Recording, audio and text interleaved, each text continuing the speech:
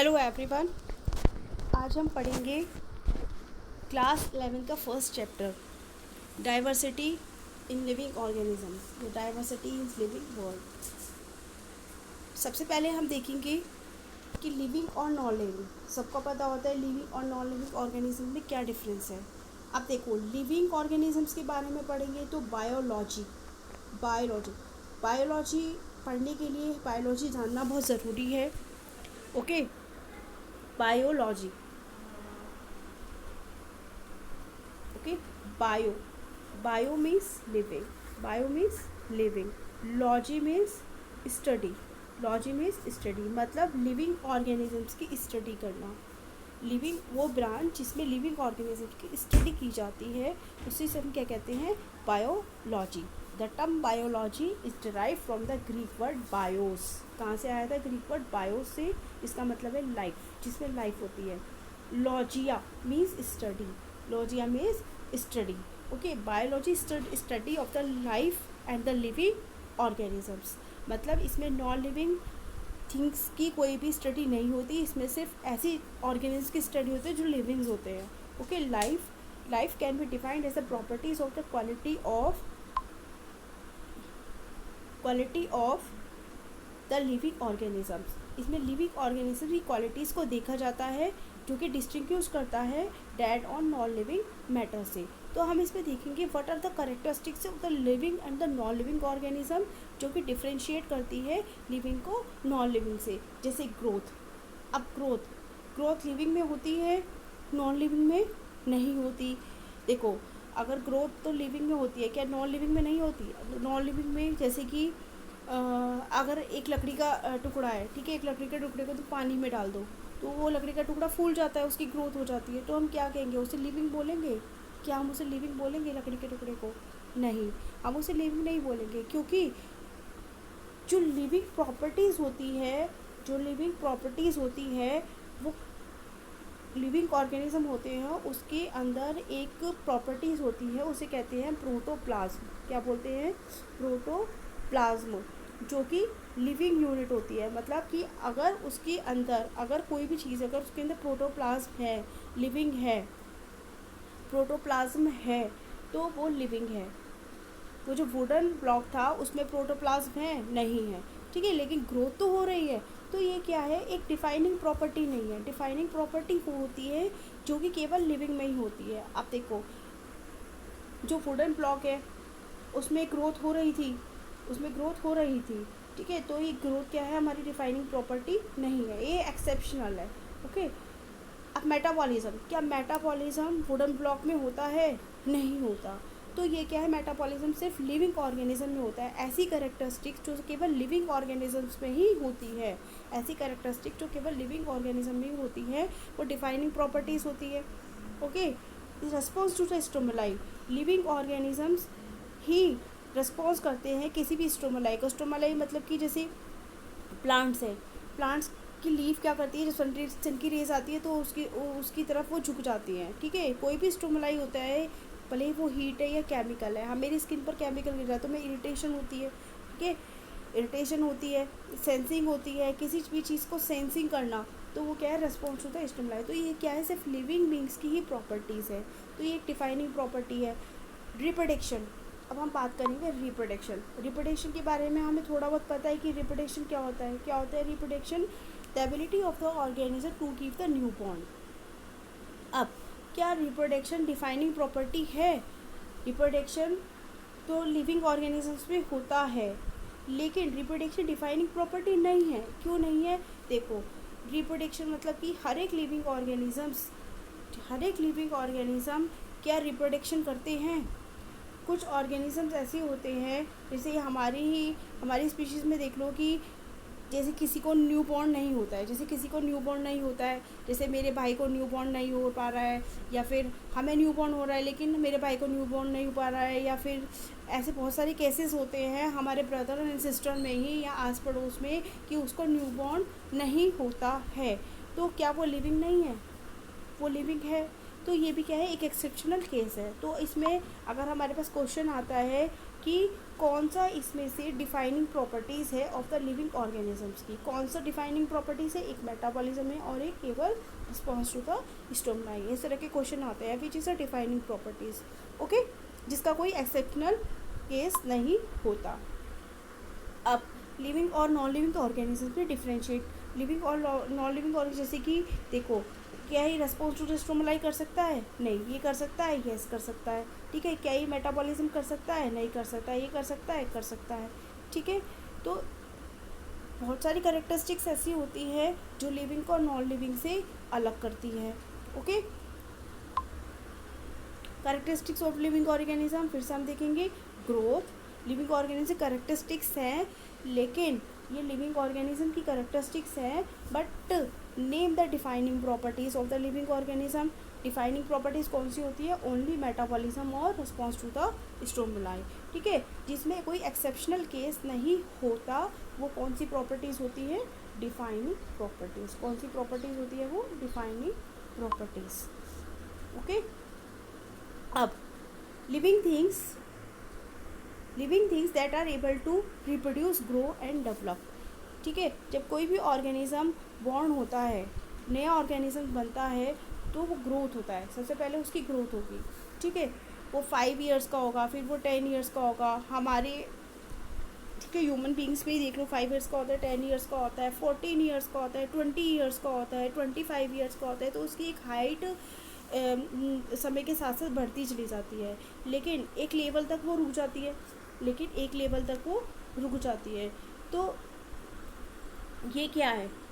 ये क्या है? 5 ईयर्स, ठीक है, 10 ईयर्स, ये 15 ईयर्स, ये 20 ईयर्स। तो इस लेवल तक वो जाके रुक गई हाइट। तो ये क्या है? ग्रोथ। लेकिन क्या डेवलपमेंट रुकती है?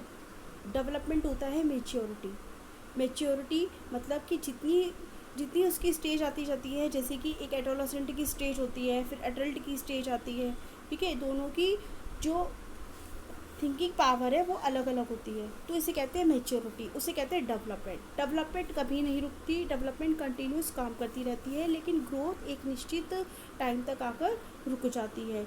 तो ये होता है डिफरेंस ग्रोथ और डेवलपमेंट में। ये आता है, ग्रोथ क्या है?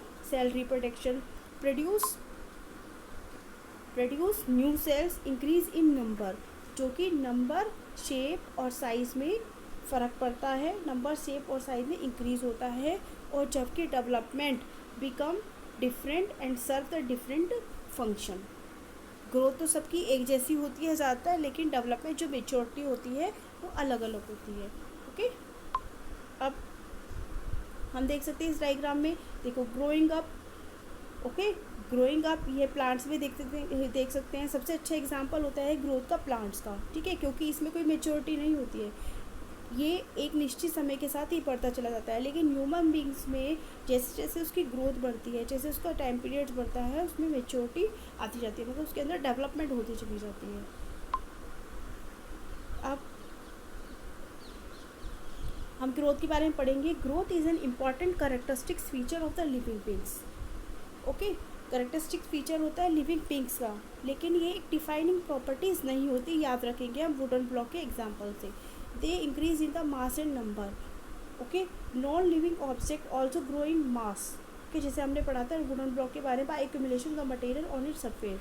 Growth in the living being take place due to the internal process मतलब जिसके अंदर प्रोटोप्लाज्म होता है, जिसकी सेल में प्रोटोप्लाज्म होता है, वही लिविंग बींग्स होते हैं। Plants show the continuous growth through out their life span. Plants तो कंटिन्यूस ग्रोथ करते हैं, लेकिन एनिमल कंटिन्यूस ग्रोथ नहीं करते। वो एक निश्चित टाइम पे आकर, सर्टेन एज पर वो आकर रुक जाते हैं। अब रिप्रोडक्शन क्या होता है? The ability of the organism to give the new born. जो ऑर्गेनिजम्स अपना एक न्यू बॉर्न बनाने का एबल होता है, ठीक है, तो वो क्या है? एक लिविंग बींग की कैरेक्टरिस्टिक होती है। क्या हर एक लिविंग ऑर्गेनिज्म अपना एक न्यू बॉर्न देता है? नहीं, कुछ ऑर्गेनिज्म ऐसे होते हैं जो अपना न्यू बॉर्न नहीं दे पाते, या फिर उनके अंदर कुछ डिसऑर्डर होते हैं, या फिर कुछ ऐसी प्रॉब्लम्स होती है जो अपना न्यू बॉर्न नहीं दे पाते। तो क्या वो लिविंग बींग्स नहीं है? वो लिविंग बींग्स हैं। तो ये क्या है? एक एक्सेप्शनल केस है। आप देखेंगे all living beings produce their offspring. Offspring मतलब न्यू जनरेशन देते हैं। By the process of the reproduction, reproduction is an important process continue the lineage of the species. Important है। रिप्रोडक्शन दो तरीके से होता है, सेक्सुअल और एसेक्सुअल। देखो, fungi reproduce by the asexual spore, eastern hydra by the budding, planaria regeneration देता है। Unicellular organism like the bacteria, unicellular algae और amoeba, reproduction is synonymous growth increase in the number of the cell. तो ये सब क्या है, asexual reproduction के cases हैं। एसेक्सुअल रिप्रोडक्शन में एक सिंगल पेरेंट इन्वॉल्व होता है जो कि अपना एक न्यूबॉर्न देता है अलग अलग प्रोसेस से। ठीक है। अब मेटाबॉलिज्म हमने देखा था, मेटाबॉलिज्म एक डिफाइनिंग प्रॉपर्टी है। डिफाइनिंग प्रॉपर्टीज़ का मतलब क्या है, जो कि केवल लिविंग ऑर्गेनिजम्स में ही होती है, इसका कोई एक्सेप्शनल केस नहीं होता। डिफाइनिंग प्रॉपर्टी का मतलब होता है not exceptional case. All living organism are made of the chemical belonging to the various class, size and the function. The chemical within a living organism are constantly made changed in some other molecules. Sum total of the all chemical reaction our body in the metabolism. देखो metabolism को हम ऐसे समझेंगे, suppose mummy ने बोला कि चलो चावल पका लो आज। चावल कैसे पकाएंगे कि चावल लिया, एक कमरे में हमने चावल रख दिया, ठीक है, एक कमरे में हमने पानी रख दिया और एक कमरे में हमने गैस को ऑन कर दिया। ठीक है, तो अब क्या चावल पक गए? नहीं, चावल नहीं पके। मम्मी ने बोला चावल पक गए, लेकिन चावल तो पके ही नहीं। चावल क्यों नहीं पके? क्योंकि हमने उसको अलग अलग जगह पर रख दिया। चावल पकाने के लिए हमें क्या करना पड़ेगा? प्रेशर कुकर में सारी चीज़ें डालनी पड़ेंगी, चावल डालने पड़ेंगे, पानी डालना पड़ेगा, गैस ऑन करना पड़ेगा, तब उनमें रिएक्शन होगी, उसके अंदर रिएक्शन होगी, टेम्परेचर बढ़ेगा, तभी तो चावल पकेगा। तो यही सब हमारी बॉडी के अंदर होता है। ठीक है, चावल पकता है मतलब कि जैसे जो प्रेशर कुकर है, प्रेशर कुकर मतलब कि सेल, एक कंपार्टमेंट है, एक सेल है जिसके अंदर टेम्परेचर इंक्रीज़ होता है, अलग अलग केमिकल्स होते हैं, केमिकल में रिएक्शन होता है अलग अलग, तो वो सब क्या करते हैं, कुछ मॉलिक्यूल्स बनाते हैं, कुछ मॉलिक्यूल्स टूटते हैं। तो उस मॉलिक्यूल्स के बनने और टूटने की क्रिया को हम क्या कहते हैं? मेटाबॉलिज्म कहते हैं।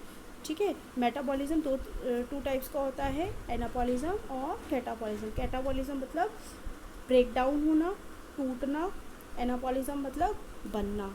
नॉन लिविंग ऑब्जेक्ट, ये एक डिफाइनिंग प्रॉपर्टी है, ये किसी भी नॉन लिविंग ऑब्जेक्ट में नहीं होती।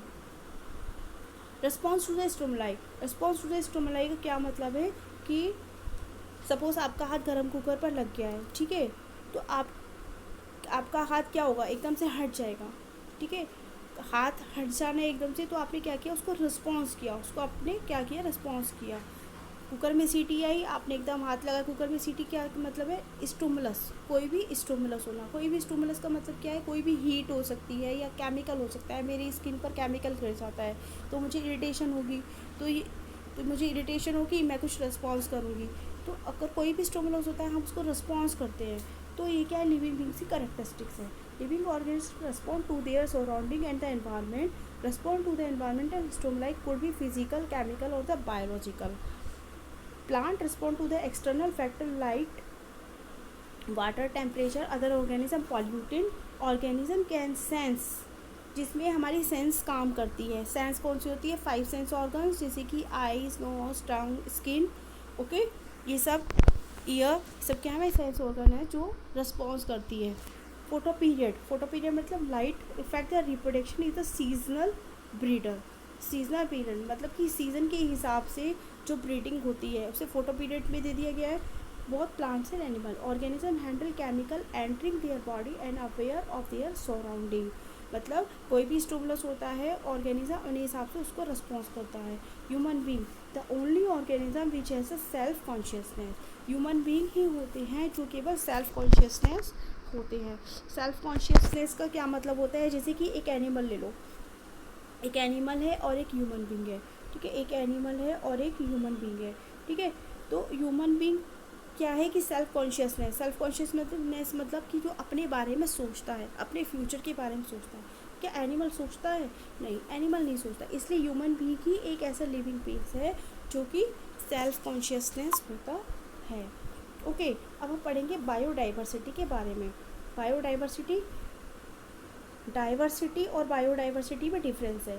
डाइवर्सिटी में क्या आएगा? लिविंग और नॉन लिविंग दोनों तरह के केस आते हैं, जबकि बायोडाइवर्सिटी में केवल लिविंग के केस आएंगे, इनमें एनिमल्स, प्लांट्स, मतलब जितने भी लिविंग बींग्स होंगे उसके केस आते हैं डाइवर्सिटी में। The diverse of the organism present on the earth is called the biodiversity. अब नोमेनक्लेचर क्या होता है? नोमेनक्लेचर मतलब कि नेमिंग करना, नेमिंग करना, ठीक है। It is the system of the naming of the organism. There are the millions of the plants and animal in the world. Plants and animal are known in the local area by their local name, ठीक है। जो plants local area में होते हैं उसे हम क्या कहते हैं? एंडेमिक स्पीशीज़ कहेंगे। क्या कहेंगे उसे हम? एंडेमिक स्पीशीज़ कहेंगे। Their local name are vary from the place to place, region to region, so it is impossible for any person to remember their name, and there is a need for a uniform system of the nomenclature of the organism। देखो, इस अर्थ पर अलग अलग organisms हैं, plants की ही millions of the species हैं। उस species को, उस ऑर्गेनिजम्स को उसकी करेक्टरिस्टिक्स के बेस पर उसको एक ग्रुप में उनको रखना, उनको ग्रुप में रखना, जिससे कि उसका नेमिंग उसको इजी हो जाए, उससे कहते हैं हम nomenclature. Identification is a process of the assigning a pre existing taxon name to an individual organisms. मतलब कि उसके जो इंडिविजुअल ऑर्गेनिज़म है उसको उसके जो प्री एग्जिस्टिंग नेम है उसको देना, आइडेंटिफाई करना, ठीक है। उसकी जो फीचर्स हैं उसके ऊपर आइडेंटिफाई करना। अब ICPN क्या होता है? International code for the botanical nomenclature, international code for the zoological nomenclature. This is very very important, okay. अब बाइनोमियल क्लेचर, बाइनोमियल क्लेचर का क्या मतलब है? बाई मतलब टू, बाई मतलब टू, मतलब जीनियस और स्पीशीज़, जीनियस और स्पीशीज़। बाइनोमियल क्लेचर कोई भी ऑर्गेनिज्म है उसका बाइनोमियल क्लेचर किया था किसने? किया था? कैरोलस लीनियस ने। किसने किया था? कैरोलस लीनियस ने। बाइनोमियल क्लेचर गिवन पाया था कैरोलस लीनियस। डिवाइड किया था किसी भी ऑर्गेनिज्म के नेम को जीनस और स्पीशीज़ में, okay, generic name and the species name. अब वो कैसे किया था? Biological names are usually written in the Latin word. Scientific name usually contain the two part. First part जैसे कि स्टेरिचर, जैसे कि मैग्नीफेरा इंडिका। मैग्नीफेरा इंडिका किसका नाम होता है? Scientific name of mango. Mangifera जो जीनस नेम है और जो इंडिका है वो स्पीशीज़ नेम है। जीनस नेम का फर्स्ट लेटर कैपिटल है, जबकि स्पीशीज़ का जो फर्स्ट लेटर है वो स्मॉल से ही है, ठीक है। तो जीनस नेम और स्पीशीज़ नेम अलग अलग लिखा जाता है, ओके। जीनस नेम और स्पीशीज़ नेम अलग अलग लिखा जाता है। तो जीनस क्या है? कैपिटल से स्टार्ट होता है, जबकि स्पीशीज स्मॉल से स्टार्ट होता है। अगर आप इस इटैलिक में लिखते हो तो इसमें इटैलिक में अंडरलाइन करने की ज़रूरत नहीं है, लेकिन अगर आप हैंड रिटन लिखते हो तो उसमें आपको अलग अलग सेपरेटली आपको अंडरलाइन करना होगा। इसे कहते हैं बाइनोमियल क्लेचर। अब classification, it is a process of grouping of the organism into the category based on easily observable character, okay। Taxon क्या होता है? Unit used in the size of the biological classification. Classification के unit को taxon कहते हैं। Taxonomy क्या है? Characteristics and the giving name to the groups. Carolus Linnaeus father of taxonomy. Carolus Linnaeus कौन है? Father of taxonomy. Process of the taxonomy, सबसे पहले कैरेक्टराइजेशन देखा उसका, फिर उसको आइडेंटिफाई किया, फिर क्लासिफिकेशन, फिर उसको नोमेनक्लेचर किया था। Characterization, identification, classification and nomenclature, ये एक सीक्वेंस है particular. A systematic drive from the Latin word सिस्टेमा, okay. Systematic is the study diversification of the living organism, both past and present relationship among the living thing. सिस्टेमा नेचुरी मतलब कि natural environment में जो लिविंग ऑर्गेनिज्म प्रेजेंट है, उन living organisms की बाहर से जो कैरेक्टरिस्टिक्स हमें सेम दिखाई पड़ती है उसे कहते हैं सिस्टेमा नेचुरी, okay. Taxonomy characteristics category classification के यूनिट को टैक्सोनॉमी कहते हैं, ओके। या फिर इसको हम रिप्रेजेंट करते हैं रैंक और कैटेगरी से। Various classification hierarchy are called the taxonomy category. हम देखेंगे कौन कौन सी टेक्सोनॉमी कैटेगरी होती है। सबसे पहले किंगडम, फाइलम। अब फाइलम जो वर्ड है वो फाइलम वर्ड यूज़ होता है एनिमल्स के लिए, और जबकि डिवीजन यूज़ होता है प्लांट्स के लिए।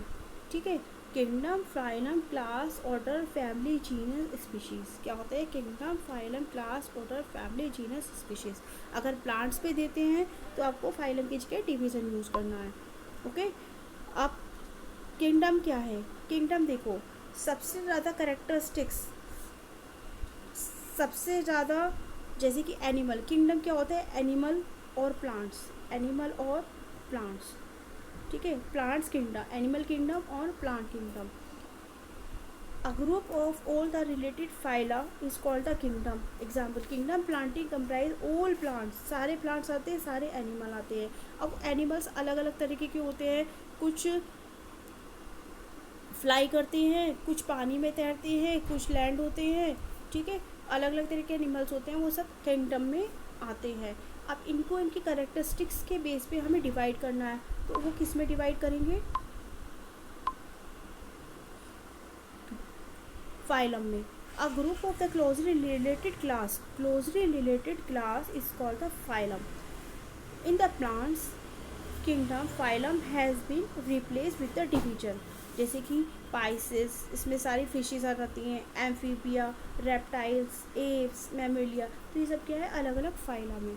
ओके, ये सब क्या है अलग अलग फाइलम में, कि कौन से उड़ते, कौन से ऑर्गेनिज्म फ्लाई करते हैं, कौन से ऑर्गेनिज्म पानी में रहते हैं, कौन से ऑर्गेनिज्म रेप्टाइल्स होते हैं, कौन से ऑर्गेनिज्म इंसेक्ट होते हैं। तो वो सब क्या है फाइलम है। अब class is the major category made of one or more related order that possess certain similar correlated characters. Okay, class Mammalia, जैसे अगर मैमेलिया की बात करें तो मैमल्स में तो वो आते हैं जो कि अपना एक न्यूबॉर्न दे सकते हैं। ठीक है, has a number of the, जो कि अपना न्यूबॉर्न दे सकते हैं और फिटिंग कराते हैं, मैमल्स होते हैं। जैसे कि वेल मैमल होती है और ह्यूमन बीइंग मैमल होते हैं, है और बैट भी मैमल होते हैं। वो सब क्या है क्लास है। लेकिन क्या इनकी सारी कैरेक्टरिस्टिक्स सेम होती है, नहीं। तो उसकी जो कैरेक्टरिस्टिक को डिफ्रेंशिएट किया जाता है वो आगे डिफ्रेंशिएट किया जाएगा ऑर्डर में। हम पढ़ेंगे मैमलिया has a number of the order like the carnivore, रोडेंटिया, प्राइमेटा, इंसेक्टिवोरा। ठीक है, अब ऑर्डर में क्या है क्लास को डिफ्रेंशिएट कर दिया है। ऑर्डर को देखो, अगर हमें ऑर्डर को पहचानना है, हमें कोई भी क्लासिफिकेशन दे देते हैं, अगर हमें ऑर्डर को पहचानना है तो उसका हम सफिक्स देखेंगे। सफिक्स क्या होता है, जो बाद में बना होता है, LES। ठीक है, एल्स, क्या होता है ये एल्स, सफिक्स होता है एल्स, ऑर्डर का सफिक्स होगा else. A group of the closely related families is called the order. Order and other higher taxonomic category are identified based on the aggregate of the character. Plant families like the Craveolinaceae, Solanaceae are included in the order of the Polymerales. ठीक है, तो जिसका suffix L से start होगा वो order में आता है। अब फैमिली का सफिक्स क्या होता है, AC, CEAE। ठीक है, AE समझ जाओ, AE ऑर्डर का क्या था, एल्स था, इसका फैमिली का क्या होता है, AE। तो फैमिली क्या है, characteristics, differentiate characteristics of the order. Okay, अब जीनस क्या होगा, सोलेनम, पैंथेरा। जैसे कि a group of the closely related species is called genus. Potato, tomato, brinjal are the different species but all belong to the Solanum.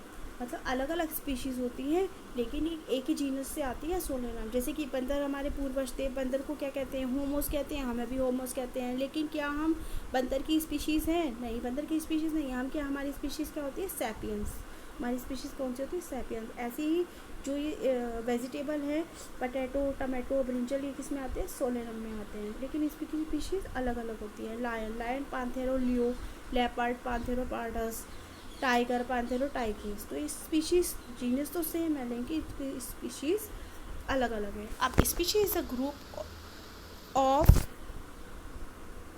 The individual in which the individual can interbreed among them self.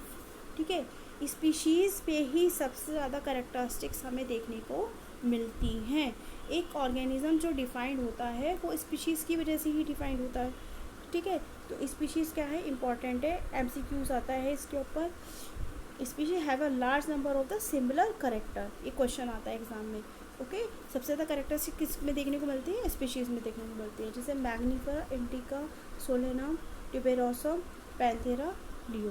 तो हमने क्या देखा, kingdom, phylum, class, order, family, genus, species. सबसे बड़ा जो group है, सबसे बड़ा ग्रुप किसका था, किंगडम का था। इसमें लेस करेक्टरिस्टिक्स देखने को मिलती थी, जबकि स्पीशीज़ में हाई करेक्टरिस्टिक्स देखने को मिलती है। हम देख सकते हैं मैन को क्या कहते हैं, होमो सैपियंस, हाउसफ्लाई, मस्का, डोमेस्टिका, मैंगो, मैग्निफा, इंडिका, वी, ट्रिटिकम, एस्टिकम। जीनस क्या है इसका, होमो, मस्का, मैग्निफा और ट्रिटिकम। जबकि फैमिली क्या है इनकी, होमोनेडी। फैमिली को हम पहचानेंगे हमेशा सफिक्स से ए ई। ठीक है, ऑर्डर प्राइमेट, डायप्टेरा, स्पेंडिल, पॉलिस। जबकि क्लास क्या है, chordate, insecta, dicotyledon, monocotyledon. Phylum क्या है, मैमल, ऑर्थोपोडा, एंजियोस्पर्म और एंजियोस्पर्म। ठीक है, अब taxonomical study, storehouse of the information in the species which can help in the identification and classification of the organism are called the taxonomical aids। अब हम taxonomical aids के बारे में, मतलब कि क्या होता है ये, जैसे कि बहुत सारी हमारे पास प्लांट्स हैं, अलग अलग तरीके से हम प्लांट लिए, अलग अलग जगह से हम प्लांट्स लिए हैं। देखो, हमारे लोकल एरिया में जो प्लांट्स मिलते हैं, जो लोकल एरिया में प्लांट्स होते हैं, उसे हम क्या कहते हैं, एंडेमिक। और बाहर से प्लांट लाते हैं, उन्हें प्रिजर्व किया जाता है, उसे कहते हैं एक्सोटिक। तो एंडोमिक और एक्सोटिक स्पीशीज़ को प्रिजर्व करना, उन्हें सेफ रखना, तो उसको एक फ़ाइल बनाई जाती है, उनके लिए एक अलग से लैब होती है। ठीक है, उसका डाटा रिकॉर्ड रखा जाता है, भले वो एनिमल स्पीशीज़ है या फिर वो प्लांट स्पीशीज़ है। तो इसे कहते हैं टेक्सोनॉमिकल स्टडी। वो हम कैसे रख सकते हैं, हम आगे देखेंगे। हर्बेरियम फाइल, एक हर्बेरियम फाइल बनवाई जाती है। हर्बेरियम फाइल क्या होती है, जिसमें जो प्लांट स्पीशीज़ है, फॉर एग्जांपल एक प्लांट है, प्लांट स्पीशीज़ को रखा जाता है। प्लांट स्पीशीज़ को सबसे पहले क्या किया जाता है, उसको आइसोलेट किया जाता है, उसको आइसोलेट करते हैं। हार्बेरियम क्या है, store house of the plant species. Specimen are the dried, उसको ड्राइड किया जाता है, प्रेस किया जाता है, प्रिजर्व किया जाता है। प्रिजर्व कैसे किया जाता है, उसको कुछ ऐसे टॉक्सिन दिया जाता है जिससे कि उस पर कुछ कीड़े वगैरह ना लगे, उस पर इंसेक्ट ना लगे। ठीक है, तो उसकी मोल्टिंग की जाती है। मोल्टिंग का क्या मतलब होता है कि उसको पेपर से प्लास्टिक शीट से उसको कवर कर देना। These sheets are arranged systematically according to the university accepted system of the classification. Herbarium sheet contain information about the date, place, collector name, scientific name and the family. Okay, अब botanical garden देखो, India में botanical garden कहाँ है देखेंगे। अब botanical garden is a place where the plants are grown and displayed for the purpose of the research education. Okay, label the indicating their scientific name and the family. Some famous botanical garden in India. India botanical garden कहाँ पर है, कैलकाटा में। National botanical research institute Lucknow में। Garden of the medicinal plant north Bengal university और west Bengal.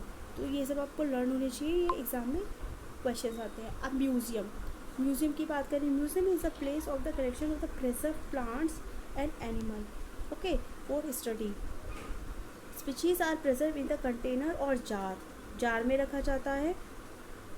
Okay, उसमें एक solution दे देते हैं जिससे कि वो ख़राब ना हो जाए। Can be preserve in the dry also. Insect are preserve in the insect box after collecting, killing and pinning. Large animal are stuff and preserve. ये है museum. Zoological park. Zoological park is a place where the wild animals are protected under the similar to their natural habitat. It provides opportunity for studying the behavior and the food habitat of the animal. Some famous zoo in the India कौन कौन से होते हैं? Zoological park, Nehru zoological park और टिम्बरन जू and the Chennai जू. Okay, अब हम देखेंगे टेक्सोनॉमिकल एड्स की के बारे में हम जानें. Keys are use for the identification plants. उनकी सिमिलरिटीज़ और डिसिमिलरिटीज को देखता है. कीज का एक एनालिटिकल फीचर है. Out of the purpose character only one which is relevant to the accepted while the other is rejected. मतलब कि उनके करेक्टरिस्टिक फीचर के बेस पर ही स्पीशीज़ को एक्सेप्ट किया जाता है. ओके, की पॉइंट्स के बेस पर ही, जिसे हम कहते हैं लीड. क्या कहते हैं उसको हम? लीड. टेक्सोनॉमिकल कैरेक्टरिस्टिक्स जैसे द फैमिली, जीनस, ऑर्डर. की में रिक्वायर होता है family, genus, order. Other taxonomical है flora, manual, monograph, catalogues and other taxonomical add.